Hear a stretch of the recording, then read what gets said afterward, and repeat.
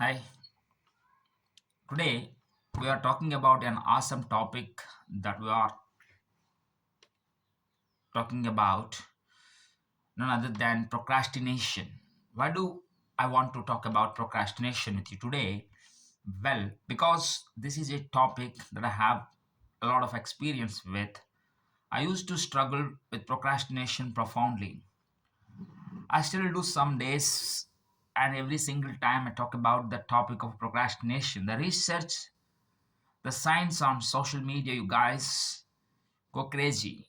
I mean, the stuff goes viral. And even when I am working with major brands like Starbucks or Microsoft, or just last week I was in San Diego speaking at the secret event for a company that is in the human genome sequencing space. I mean, really cool stuff. At some point, everybody has a question about procrastination or in a struggle with it, and seeking tools that they can use to stop procrastinating and be more effective and more focused. And honestly, this is such a big topic, important one. I am kind of surprised that you and I haven't talked about it yet. I have the 5 second rule book right here or here on my lap, because I even wrote and researched an entire chapter about procrastination for this book. So I love teaching this topic.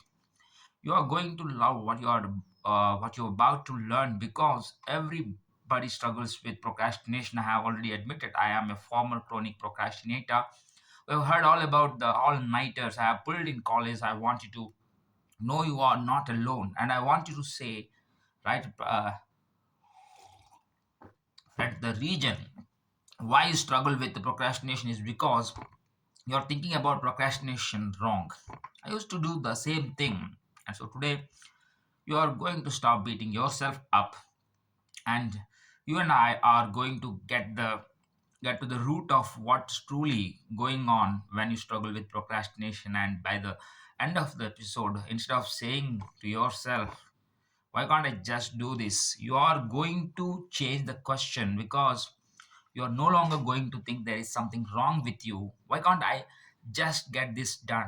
You will be asking yourself the questions that, based on research, these are the questions that you should be asking yourself when you are procrastinating, which is, how am I feeling right now? What is truly stressing me out? If you want to stop procrastinating, you have to understand it. You have to understand why you do it. And you have to understand the deeper issue that triggers you to procrastinate. And that's why you are not going to procrastinate on the topic any longer.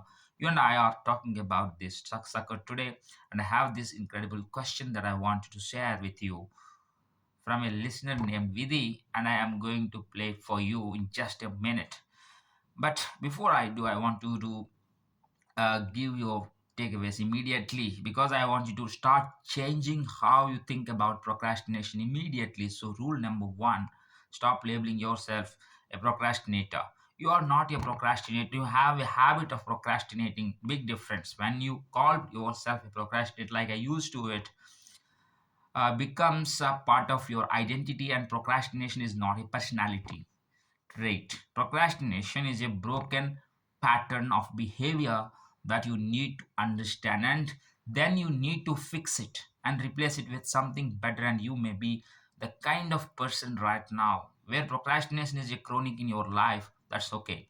That just tell me that the stress in your life is also chronic. And so today, whether you are just kind of procrastinating on little things, or you are stressed out because you are constantly procrastinate on the big things, you are going to get simple tools to change us.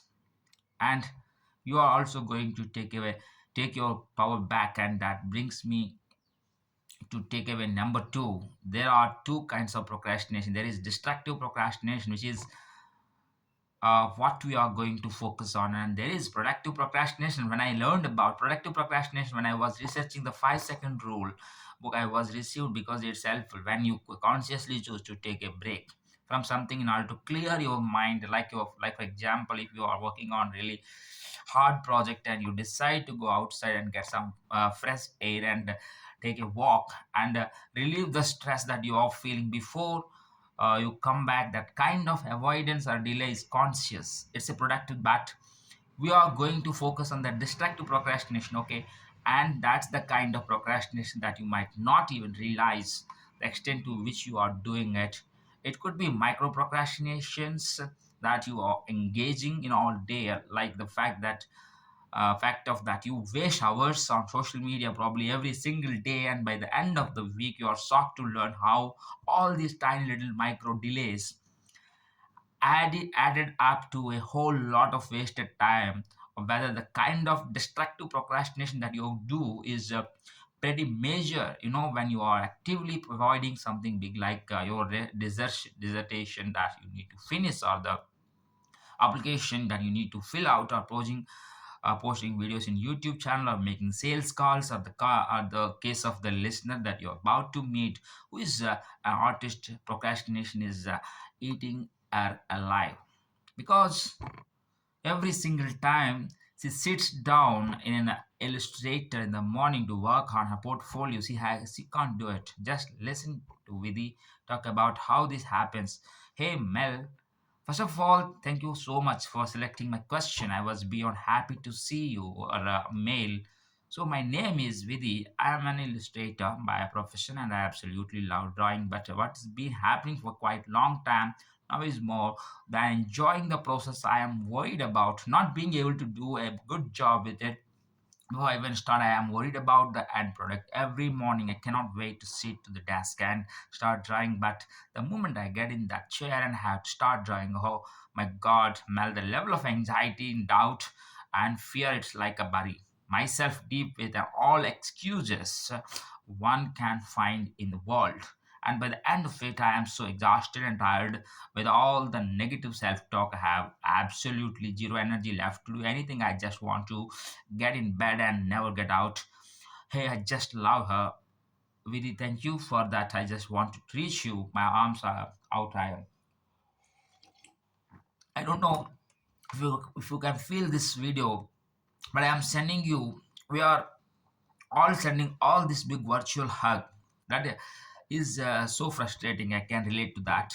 Can't you relate? It's almost like anguish in your voice when you're in a situation where there is something in your heart that you need to do, or like Vidhi, this is a calling. She is an artist and illustrator. You can tell how deeply she care about this, how much she wants to do this.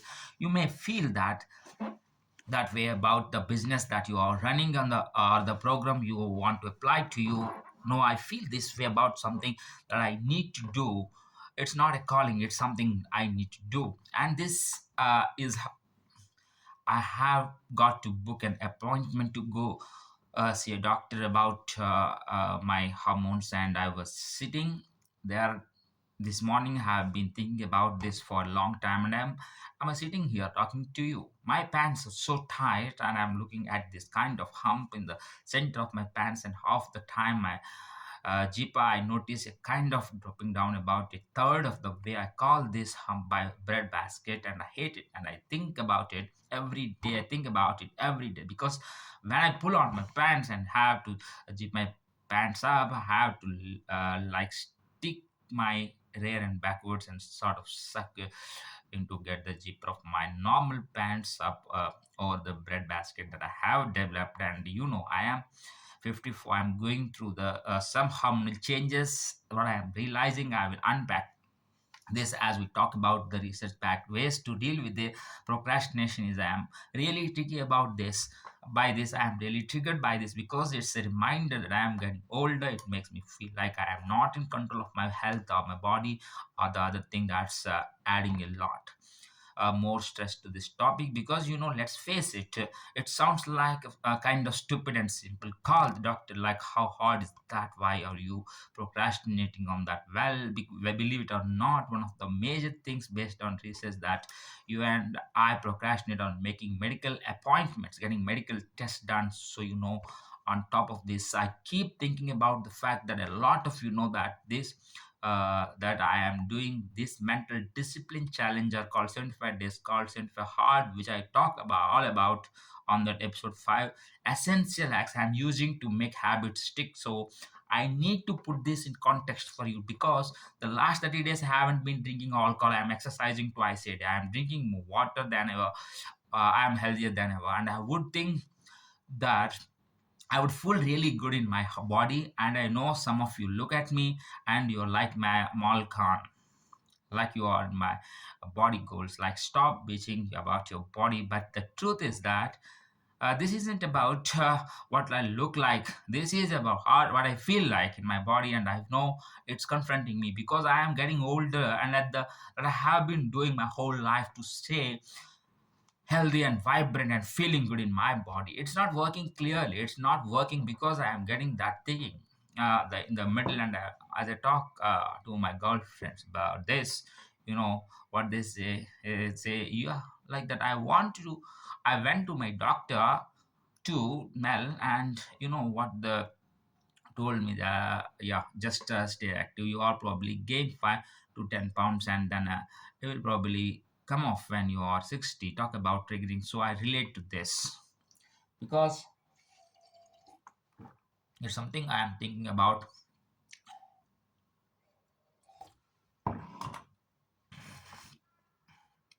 It's something that's on my mind, and I bet you have got something like that too.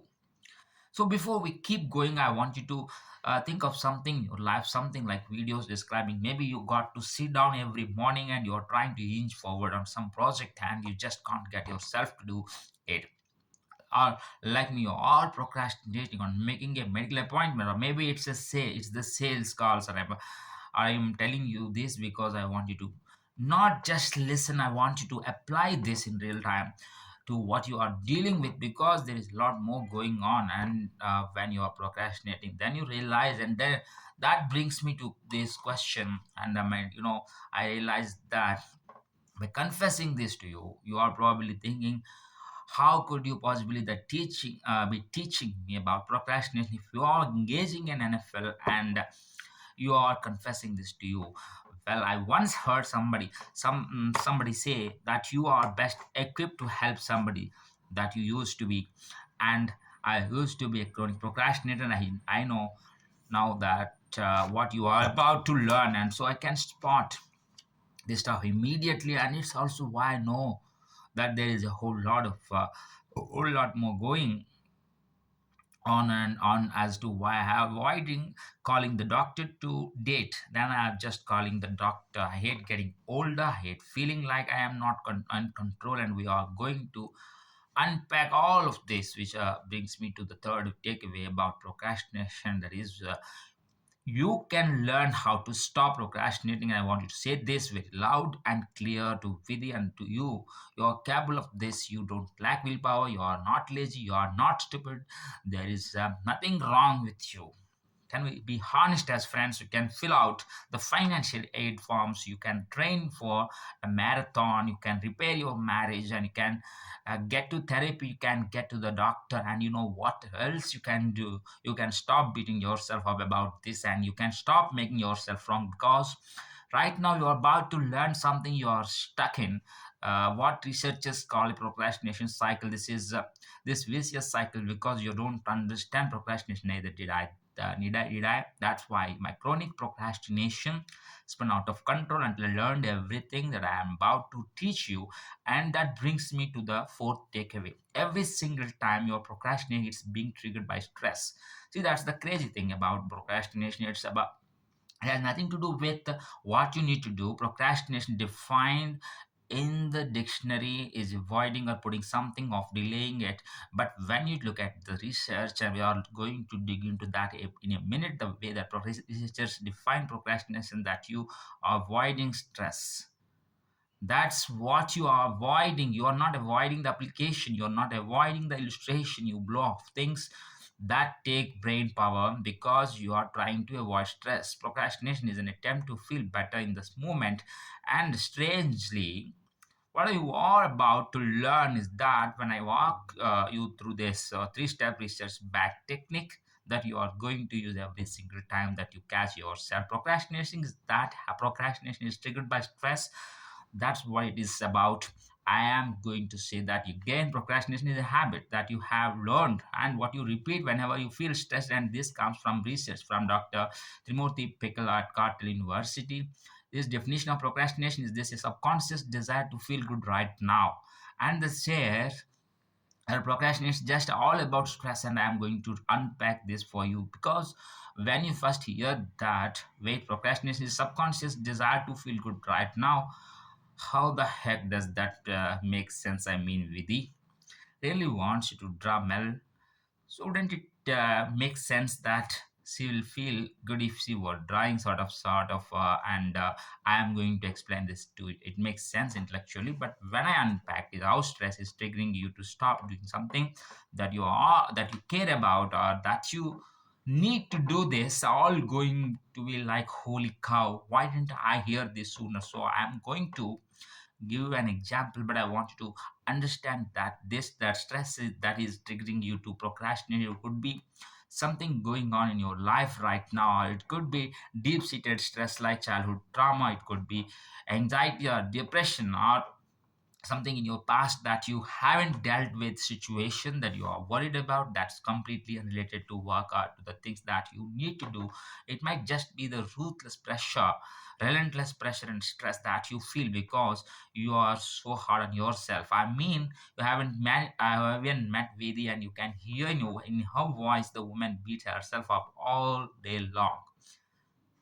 Talk about stressful, and that's why I'm so excited to be able to teach this to you today. It's why I loved the topic so much, because when you are talking about procrastination, you are not talking about getting stuff then you are going to shit done as a byproduct. But when you truly understand the research and the topic of procrastination, it's about self awareness, stress management, and being effective and productive on the things that matter to you. It's about feeling a sense of control and agency in your life. So let's really unpack what it means when I say that the habit of procrastination is triggered by the stress in your life. Stop and think for a minute, what is stressing you out right now? And I just kind of talking about the bread basket getting older, that kind of stuff. But let me stop and think, oh, I am stressing but about the fact that my parents are getting old and I haven't seen him in a while. I'm gonna go see him in a walk, and it's making me realize, my God, we have got seen each other, and I hate that. It stresses me out. Maybe the same is true for you, and maybe your mom and dad, their health is falling and it's really upsetting you. Or perhaps, like I used to have profound financial stress, like just crushing, relentless financial stress always on my mind, always worried about it. Or just or your best friends are going through a divorce. Maybe that's something that's not that's on your mind. It's really bothering you and you don't know what to do about it. And so here you are in your day-to-day life, you got this big thing that's in your mind, you carry it on, they carry it around like a backpack of stress. You are thinking about it all the time. Maybe it's even just in your subconscious, just grinding away at you. You haven't been working on the desertion of of God. I need to work on that thing, and why am I not getting to it? Oh my God, I need to do this. I need to do. And show here you go, and like Vidhi, you sit down and there is something you need to do. Maybe you have to work on your portfolio. Maybe you got to make a few sales calls. Maybe you need to sort through all of those medical bills and figure out like how to get compensated and reimbursed. For instance, talk about like something that requires concentration. Maybe you're working on your business plan. Maybe it's something you are really excited about. You're working on the next chapter of your book. As you sit there and you start to do the work, here is what interesting, you need to concentrate. Don't you like doing that requires a bit of focus. It requires you prefrontal cortex to engage. You have been learning all about this on the Mel Robbins podcast, but you got the stress backpack on your back. You got all of this stuff ruminating through, and it might not be something that is present of mind. It might not be like maybe all your kids are doing fine today, and so you are not worried about, you can't put your finger on it, or stress backpack might be the fact that you are still living with the effects of childhood trauma. And so when you walk into work and you sit down, or you got a list of phone calls you need to make, or you have got a report you need to finish, or you have got something you need to edit, or that's going to require you to concentrate on, your brain literally looks at you and it's like, excuse me, you want me to do an illustration right now, you want me to make a phone call to stranger and try to sell them some of this stuff right now. Have you not seen that? Have a backpack on you, want me to focus on 15 phone calls when I have been worried about how I am going to pay my bills all day and what mom's going to do. Can we just look at some cat videos or some memes or some TikTok dance trends? I need a break, and then all of a sudden what happens? Sexy, 2 hours have gone. You haven't made a single phone call, haven't drawn a single thing, you have not even cracked open the folder with the financial aid application yet. You have been online shopping, have been scrolling through TikTok, you have been texting people mindlessly, you have been looking at social media, and then what happens next? You go on.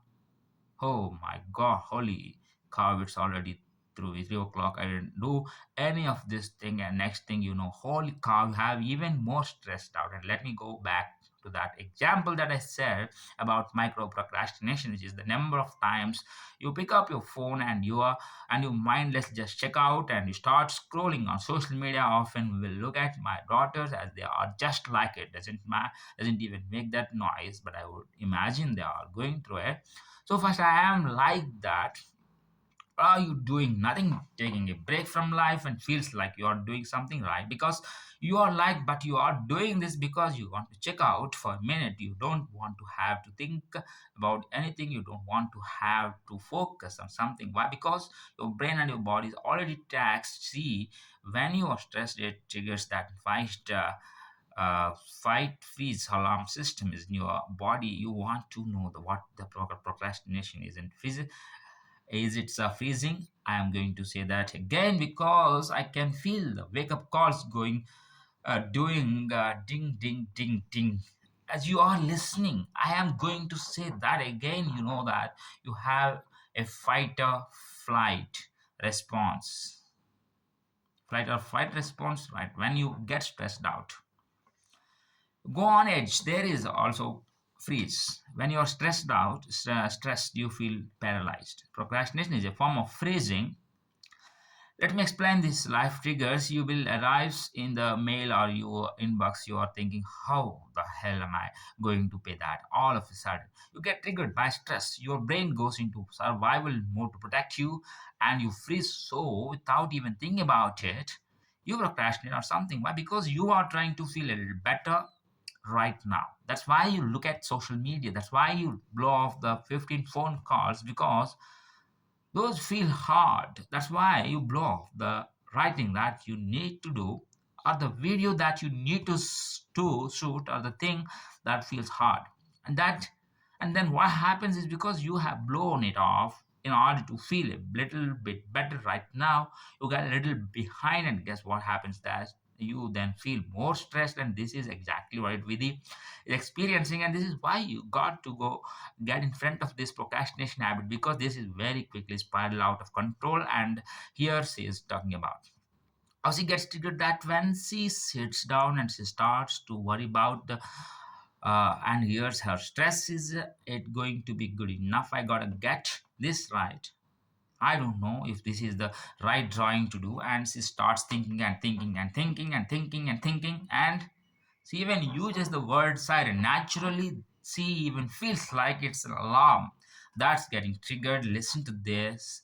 I realize whenever anything good is about to happen, a siren goes off inside my head. Hope it's a trigger to be true.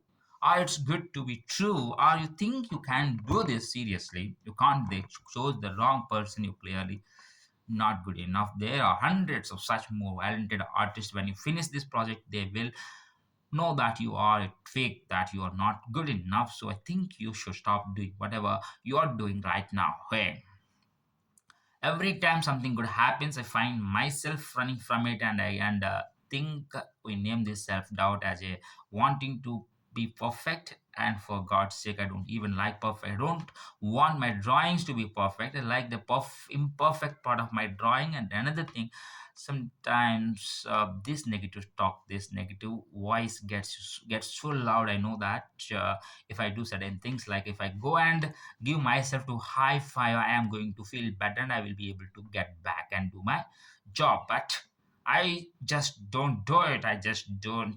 It's like feeling shitty has become a comfortable feeling. I don't even know if that makes any sense. That last line, it's like feeling silly, has become a comfortable feeling with the what you are describing makes perfect sense. What you are describing is how stress and that this desire, this tension, always just trying to expressing yourself in this deep-seated fear that's not going to be right, or it's not going to be perfect. How that paralyzes you, that's why you are procrastinating, and why you have describing is how it triggers you to freeze when you sit down to work as an illustrator. Now you are in a vicious cycle because you're so used to feeling this way. Yeah, it has become comfortable, and I want to make a really clear distinction, everyone, that the word comfortable doesn't mean you like it. The word comfortable means you're used to it, that it's normal to feel silly, it's normal to feel stuck, it's normal to feel like you know what you need to do, but you can't make yourself do this. And I want you to hear me loud and clear. This is a normal, this is normal experience to have, and you can do something about it. And if you relate to with it like I'm doing, because then you are saying it, you are saying that you are trapped in this cycle, and saying it is really the first step, and you are going okay, because good, because I am break the cycle, I'm gonna replace it with something else. If you are still trying to spot yourself in this vicious procrastination loop, let me give you something, another more relatable example that I've been hinting at several times. How many times have you had that experience where you are going to bed, you are brushing your teeth, and you start to feel stressed out as you are going to bed, because you reflect on the night, and you think of oh my god, I just wasted the whole evening. I just spent 3 hours scrolling through social media, and while I was lounging on the couch watching something on Netflix, I'm not going to get that time back. And now it's too late, and I know why you did it. And so do you. We are stressed out. You finish the day, and we are tired, and we are stressed out. We are worried about something, or you felt like, my God, I've been concentrating all my day. I just need to break. They call the revenge procrastination, when you literally do nothing at night. You blow off time. You waste your time because you are getting back at your job, because I stressed you out. And look, is it a big deal to scroll on social media now? Then of course not. But when this habit of micro procrastination or revenge procrastination starts to cause a cycle of you coming home and feeling stressed out all the time, you are going to bed stressed out, and you are waking up stressed out, and you didn't take the time tonight to set yourself to up tomorrow morning, and you are waking up stressed out because you are feeling behind based on what happened last night. This is how the stress builds and builds and builds. And so I think the big question is this, Melda: what do I do about it? Get me freaked out. I'm no longer frozen. I want to run. I want to take a sledgehammer and break the cycling of the simple three-step process that you are going to use based on research in order to break the vicious cycle of procrastination and to take back your time and your life. I mean, this is big stuff, and I'm going to warn you. Like a lot of things that I share at first glance, it might sound kind of stupid. This one might even sound a little smarry, but this is all research based. And in fact, I have to copy of the 5 seconds rule big book right here, and with me I'm on page 145, which is where chapter 11 begins, which is all about the science of procrastinating. Step number one to breaking this cycle: when you catch yourself procrastinating, forgive yourself. Step one. Then next time you catch yourself procrastinating, step one is forgive yourself. And there is really profound reason why procrastination is not about laziness. It's not about a lack of discipline. It's not something you do because you are dumb. Procrastination is a coping mechanism. You just have a desire to feel good right now, and you deserve that. You have a desire to lessen the stress in your life, and you deserve to lessen the stress in your life. I get it. And this first step to forgive yourself, this comes from research from Dr. Pickle. By the way, he has been studying procrastination for 2 decades. I mean, just imagine that, studying procrastination for 2 days, that is a dedicated person right there. And we thank you for your service. And to all of us, his research found that people who forgive themselves are less likely to procrastinate again. In fact, there was a study that he did. I want to turn to the page. I got the book right here. He co-authored a paper about how students who forgave themselves for procrastinating were less likely to procrastinate on their next test. It sounds silly, but part of the problem that psychologists have uncovered is that when you are somebody what procrastinates, you are really hard on yourself to begin with. In fact, being hard on yourself is one of the major causes of why you are so damn stressed. And so, taking a moment of forgiving yourself, and you have got to actually have a talk with yourself where you are sitting there like, oh my god, 2 hours just went by. Wow, I must be really stressed out. I forgive myself to just blowing off 2 hours on social media, and you know what, I can spend the next hour sitting my day up for success. Or maybe you see all your bills and you realize that you haven't opened these suckers in 2 months. Just go, wow, I haven't opened my bills in just in 2 months. I must be really nervous about this. I forgive myself for not doing that. And you know what I'm gonna do? I am gonna just do the best that I can. I am going to face this birthday head on, because the next step that you are going to take once you forgive yourself, you got to recognize that you are doing it. Why? Because patterns and habits repeat unless you replace them. And so noticing that it's a pattern coaching yourself, a pattern coaching yourself, forgiving yourself, that is way we are going to break this pattern. Because the step two, based on research, you must identify what you are stressed about. So let's go back to the example of seeing bills piling up, or getting the second notification that you didn't pay that parking ticket because you procrastinated, and now you missed the deadline, and now it's twice and expensive. Who I really blew that off. I forgive myself. What I'm stressed about, I'm really stressed about the senior year of college ending. I'm really stressed about this procrastination that's coming up. I'm really stressed that I am behind on my sales quota. I'm really stressed that my spouse, I haven't really talked for the last couple of days, and they are really mad at me. I am really stressed about getting these test results back from my dad. I am worried about him. When you identify what you are actually stressed about, it loosens its grip on you. It comes out of hiding. And see, I think that stress backpack is an important analogy or metaphor that you can visualize. It's behind you, so you are not like thinking about it.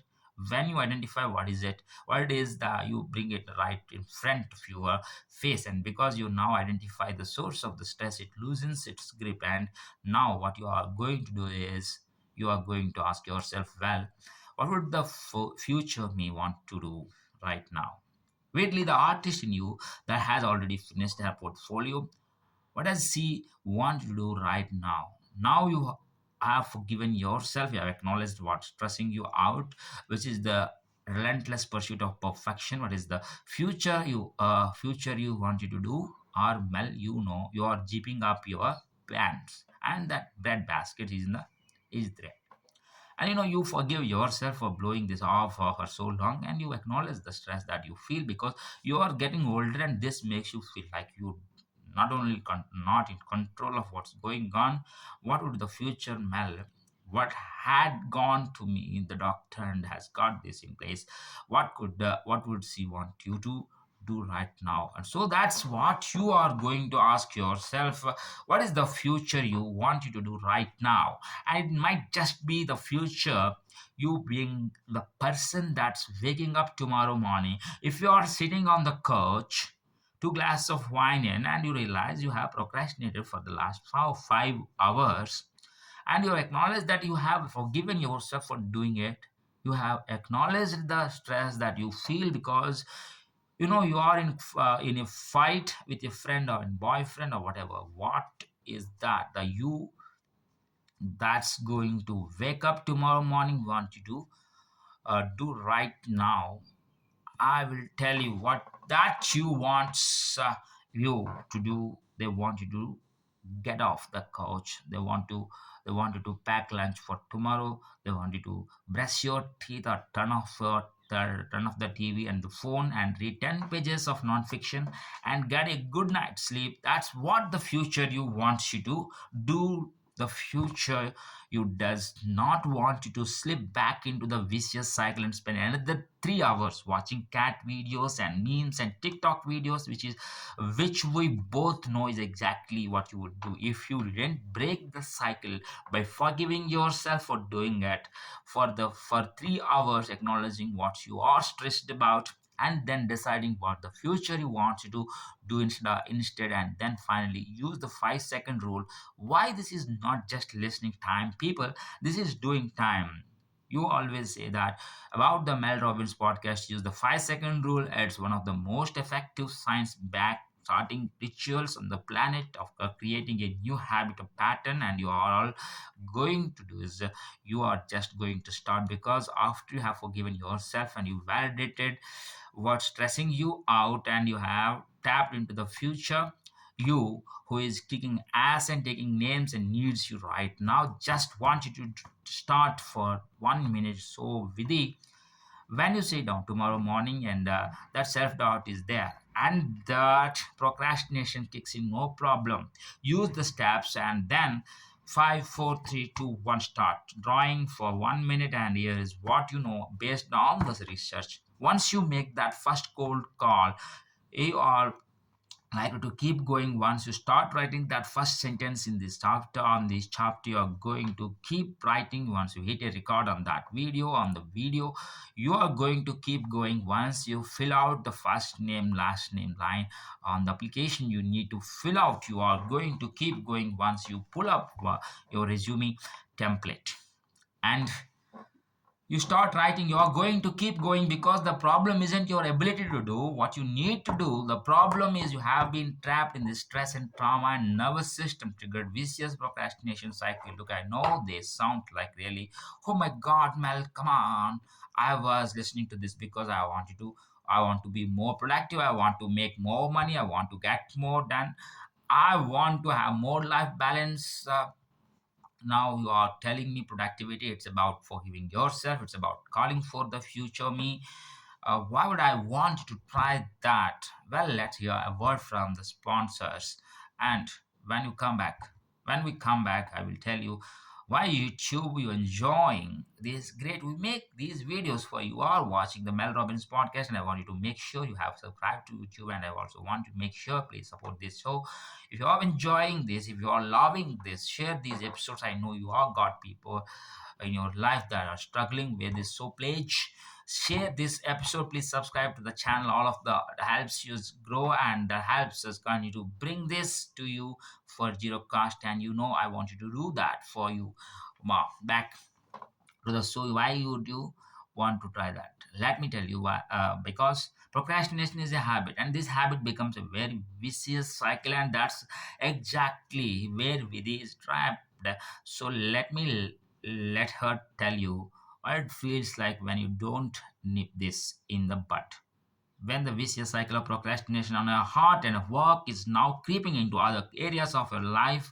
The worst part of all this, how hold something to be perfect, whatever this is, the worst part is that this doubts, this fear is slowly sleeping into all areas of my life. I know this is affecting all the relationships in my life, and I'm just worried that this will take over and avoid and destroy everything I love. And so I think the question is rather, how can I relearn to believe in myself, and how can learn to believe that I deserve all the good things that come my way, and that I'm good enough. How can I learn that?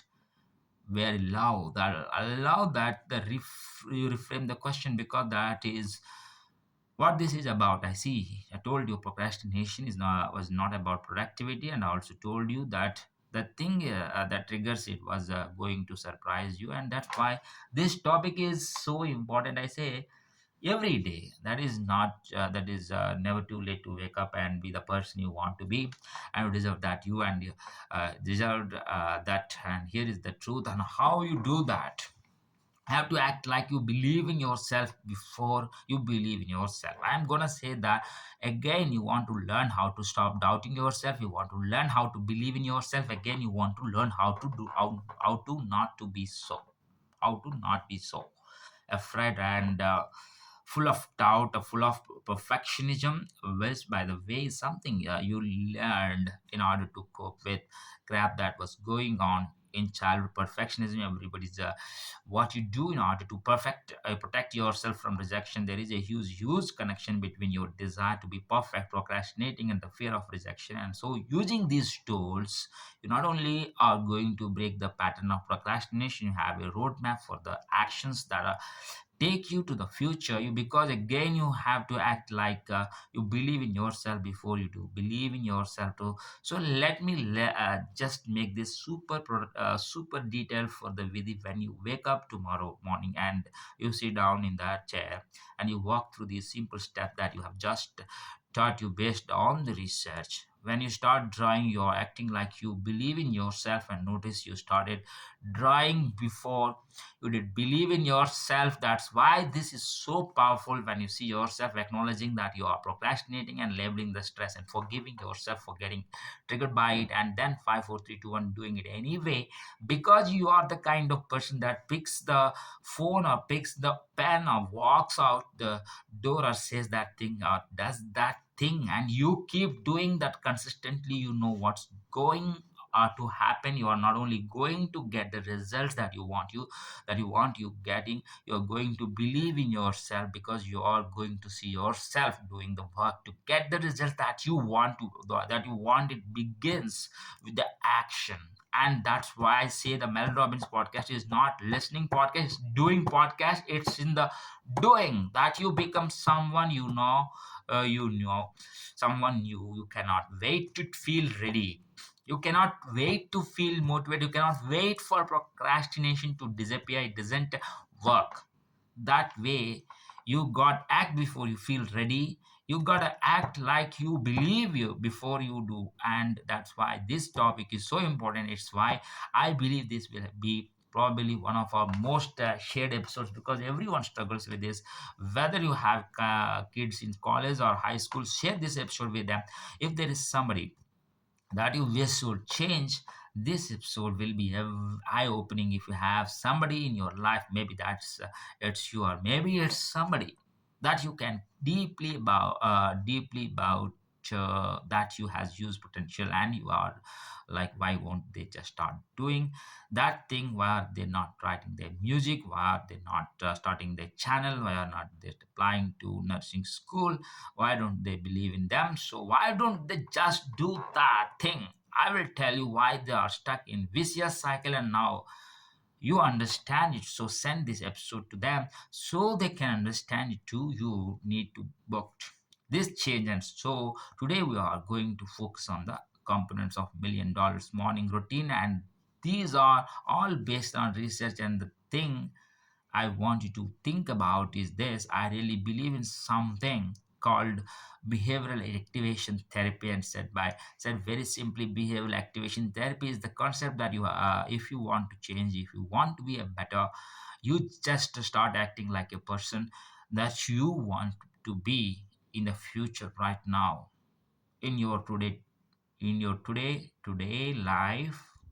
That the actions that you take today are what will turn you into the person that you want to become. And look, I know you have a vision for yourself. There is a version of you that you hold in your heart and in your mind, that you see that is a better version of the person than you are right now. The you that has a better, more fulfilling job, career, the you that is truly enjoying a deeper connection in your relationship or marriage, the you that has better eating habits, better physical habits, the you that really is experiencing a better connection to the meaning and purpose in your life, that life that you envision you are capable of achieving it. You can do the work to make that version of yourself a really bit really, but it's not going to happen out there out of thin air. You got put in the work, and I personally believe that the work begins first thing in the morning, that every single morning you can wake up and experience a clean slate. You can wake up and you can create a morning routine, not that the right now likes, but the morning routine that the future you needs. And the bottom line is whether you consider yourself to be a morning person or not, a morning routine is essential. A morning routine is like the first domino. Let's just agree that every single day of your life you wake up and you have the opportunity to create a new experience in your life, and that first series of decisions that you make, which are basically your morning routine, is like the begging domino that falls. And if your morning routine sucks, like my morning routine used to suck, the first domino that falls in your day is procrastination, stress, anxiety, depression, suckiness, and that tends to trigger a whole lot more than. Now let's talk about the other option. Have you ever had morning where you rolled out of bed because you had to be somewhere? You actually met a friend at the gym, and the exercise class was not only not that bad, it was kind of fun, and you felt really energized and proud of yourself for going and you were set up for the meeting that you had. You were prepared. What's like that? When the domino falls, it falls. It feels good, isn't it?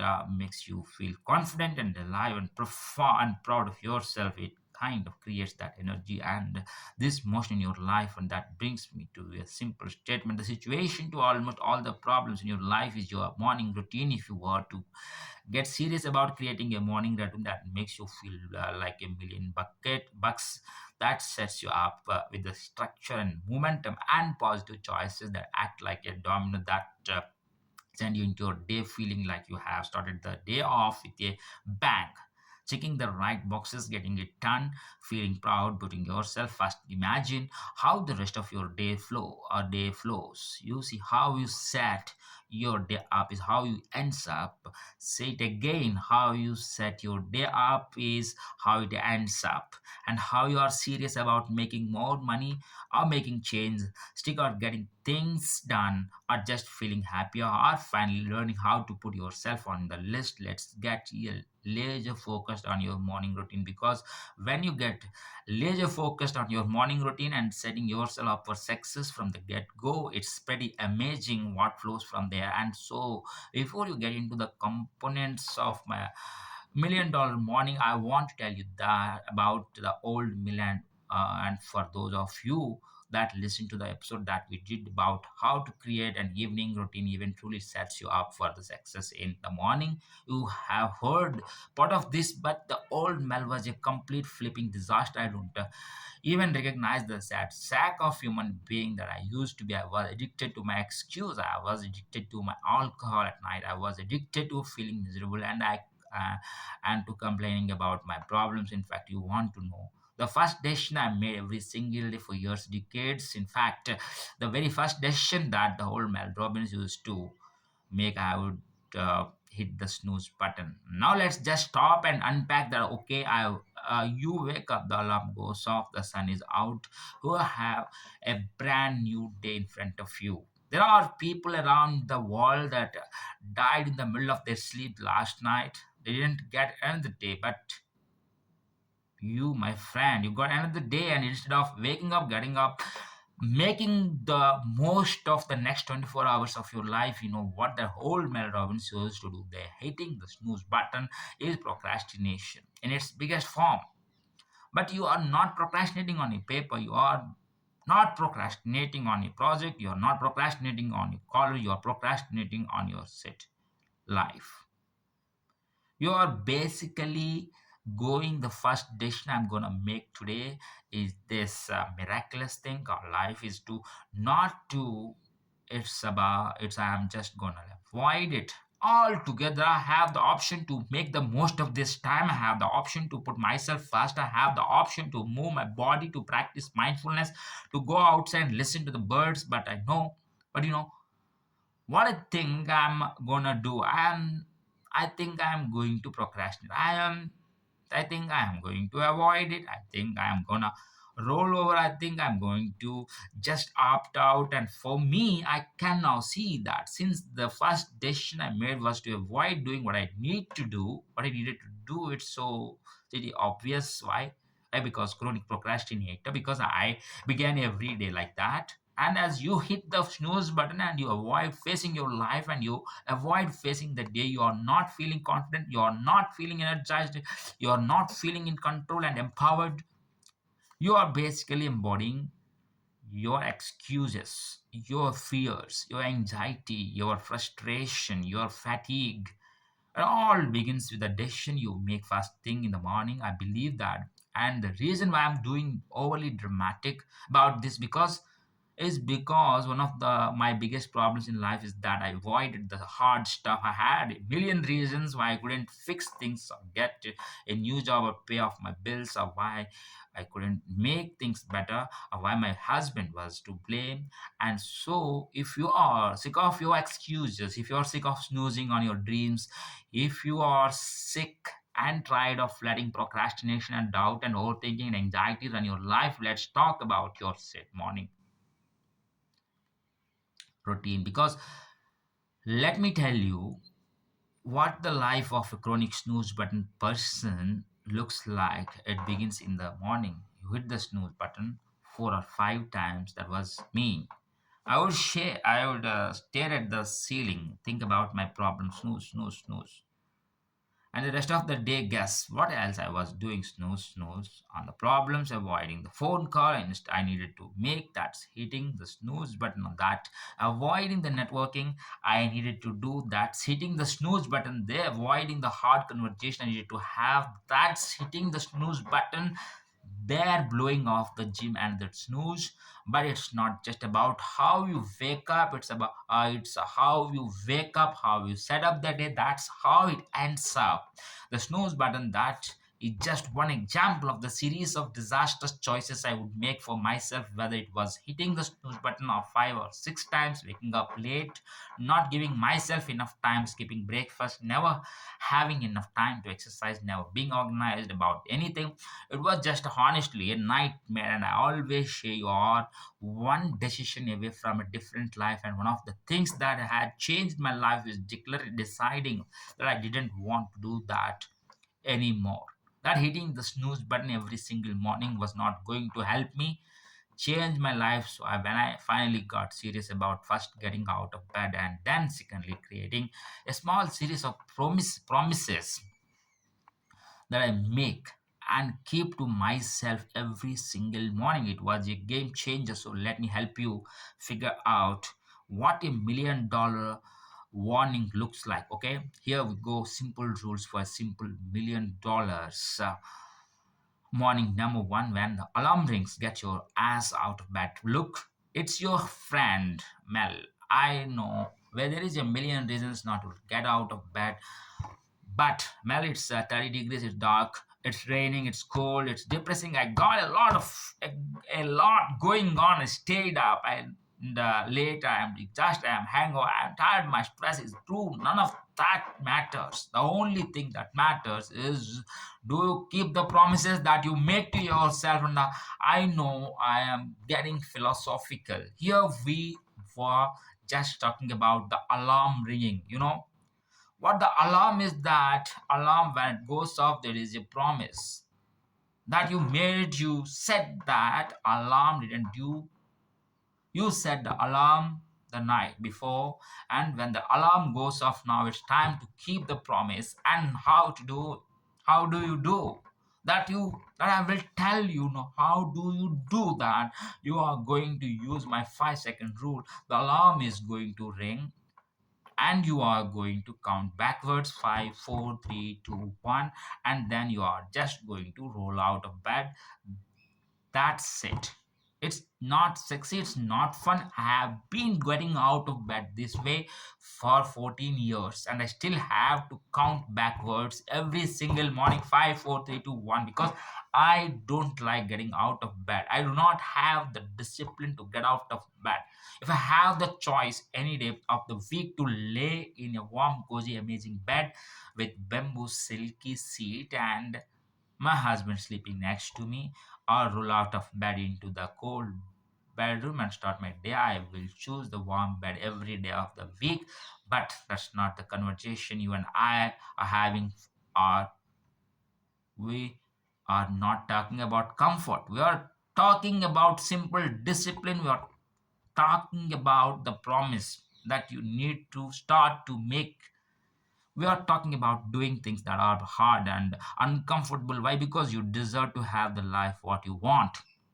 Sometimes feeling like $1 million for the whole day means you gotta feel like for about 5 seconds, and that's what it's gonna take. And this is also about keeping promises. If you can't rely on yourself to get up when the alarm rings, how the hell are you gonna rely on yourself to do the really hard stuff, to have the hard conversation, to blow off the party and work on your resume, to get serious about your songwriter career, or the second act that you want to create, or finally meeting somebody who is not got so much childhood trauma that you are neither therapist not your lover.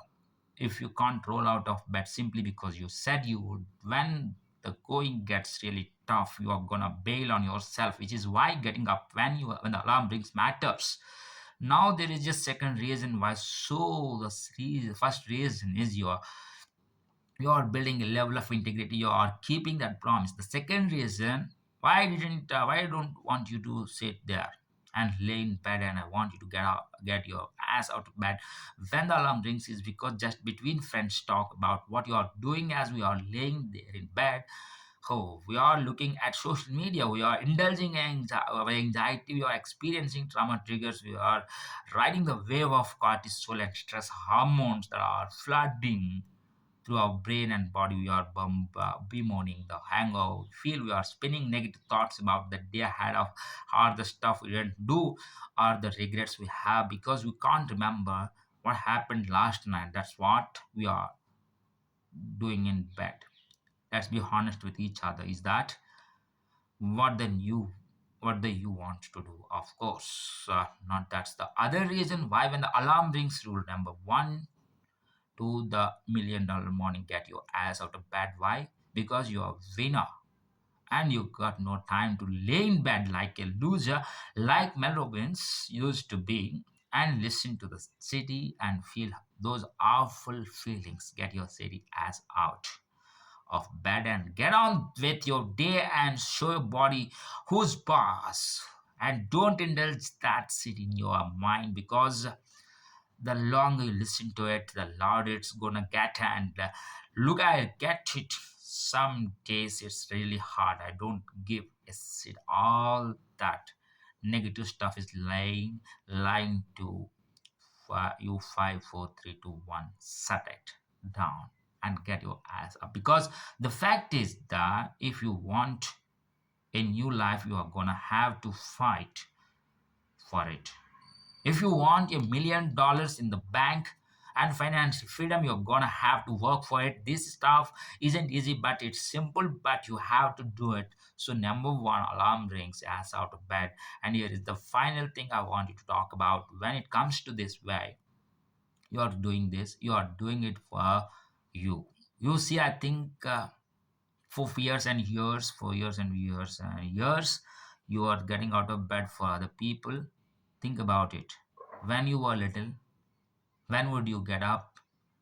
You would get up because mom was yelling at you too, and dad was yelling at you too. You are getting up because you had to get to school or make the bus or get to work, or you get to out of bed because you got to get the kids up, or you got to get your age and parents up. That ends today. Today, when that alarm rings, it is a sit wake up call. Ding, ding, ding.